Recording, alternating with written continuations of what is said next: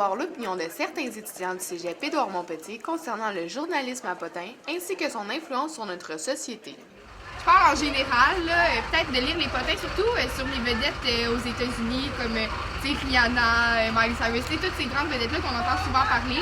Ça peut nous influencer parce que ça peut influencer notre mode de vie parce qu'on veut leur ressembler ou on veut faire les mêmes activités qu'eux ou on veut s'habiller comme eux. Donc peut-être que sur ça, ça nous influence un peu sur notre façon de vivre, mais à part ça, non. La majorité du temps, mettons, je trouve que c'est niaiseux, là, qu'est-ce que je lis, là, mettons, les Kardashians ou des trucs de même, là, fait que ça m'influence pas vraiment, mais je trouve que ça me divertit. C'est bien rare que je lis ça, mais ça change absolument rien à ma vie, là. Souvent, je suis juste regarder ça, je fais haha, ok, c'était drôle, puis je passe à autre chose. Écoutez, je pense que dans notre société, on est entouré de ça, sur Internet ou à la télé, on voit tout le temps les mêmes visages.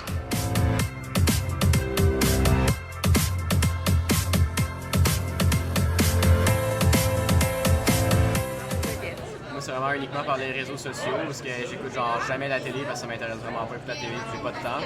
Fait que souvent c'est plus les réseaux sociaux quand je vois des actualités genre défiler là-dessus, des fois je clique dessus pour me renseigner un peu, mais même à ça c'est un peu rare. Je suis pas quelqu'un qui va aller tout le temps regarder ce que les vedettes font sur Internet, qui va acheter des revues à Pottin.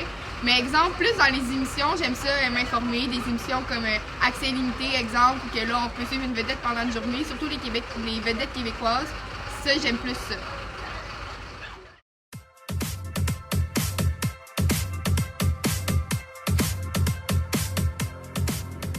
Exemple, surtout dans le monde québécois, les vedettes québécoises, on les voit vraiment à plusieurs émissions.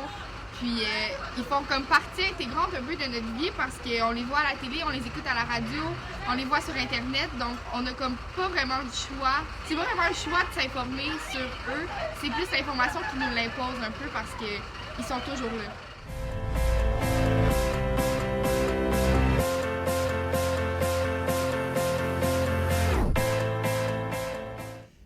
J'ai été chroniqueur, animateur à la radio, j'ai tout fait. À la radio, j'ai été chroniqueur à la circulation, j'ai animé des émissions de radio, puis j'ai fait chroniqueur culturel, vraiment fait de tout à la radio. J'ai même fait des capsules humoristiques. Ma première job à vie, ça a été d'écrire des sketchs humoristiques. Je pourrais décider à la limite de ne pas publier une photo pour X raisons. Là, évidemment, j'ai pas d'exemple patent. C'est sûr que si quand une vedette se prend en photo elle-même là, avec son iPhone, ben là, c'est parce qu'elle décide qu'elle veut se faire voir automatiquement. Instagram, peu importe, là, Snapchat ou whatever. Par contre, une photo de paparazzi, ça dépend toujours, mais oui, on publie pas mal tout ce qui se fait. C'est malheureux, mais quand tu décides d'être une personnalité, ben tu t'exposes à ça, tu sais que ça va être ça. Puis il y a beaucoup de personnalités qui recherchent ça aussi. C'est pas du tout la même chose dans le star system québécois. On n'a pas les mêmes valeurs, on respecte beaucoup plus la vedette. Moi, je sais, là, évidemment, j'ai des réunions avec les gens qui s'occupent, par exemple, du magazine 7 jours la semaine, etc. C'est pas du tout de la même manière qu'on traite les vedettes ici. Nous, ce qu'on s'assure au Star System, c'est d'avoir plusieurs sources en général avant de rapporter une nouvelle. Est-ce que la nouvelle est vraie ou pas? Bien, vous le savez, c'est quand même des rumeurs, des potins, donc il faut quand même savoir faire la part des choses, là. Mais il y a vraiment une clientèle pour ce genre de produit-là. C'est de la lecture purement ludique pour passer le temps.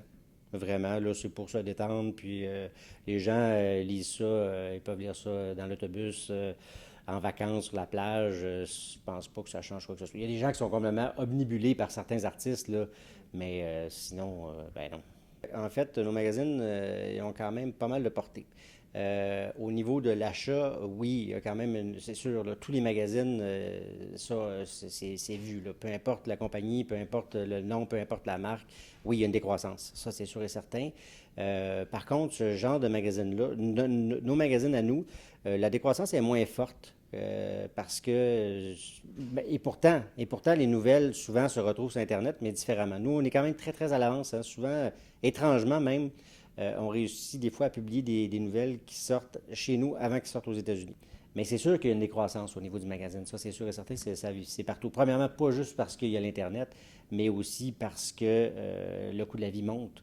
Donc, les gens ont à faire des choix, puis c'est tout à fait normal. Là. Puis il y a aussi, c'est que quand le Star System a commencé ou quand il y avait des magazines, il y a, je sais pas moi, 15-20 ans, il il y avait beaucoup moins de magazines sur le marché.